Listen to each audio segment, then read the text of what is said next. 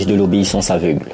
Si l'obéissance aveugle peut mener à des atrocités, la réflexion, la remise en question et la résistance à l'autorité sont les fondamentaux d'une société plus juste, plus consciente.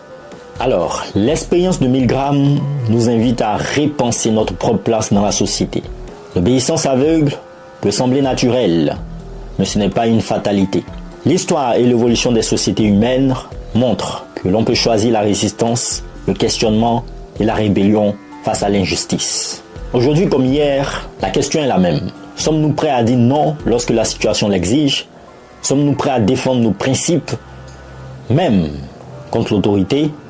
Le pouvoir de l'obéissance est réel, mais le pouvoir du refus, de la résistance et du questionnement l'est tout autant. L'expérience de Milgram nous a montré une vérité universelle. Face à l'autorité, notre instinct obéit et cela peut nous mener à des décisions que nous n'aurions jamais pu prendre. Mais cette vérité n'est pas une fatalité. Nous avons le pouvoir de choisir. Choisir de remettre en question ce qui nous est imposé.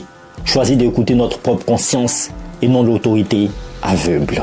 Chaque décision que nous prenons dans notre vie, même la plus petite, peut être une opportunité de résister à l'injustice, de remettre en question l'autorité, de défendre notre humanité.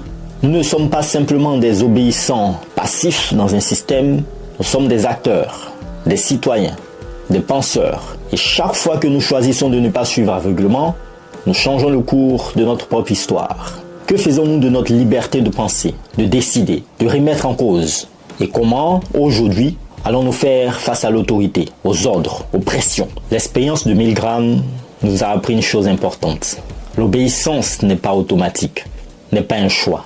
Et c'est à nous de choisir, chaque jour, de quel côté de l'histoire nous voulons être.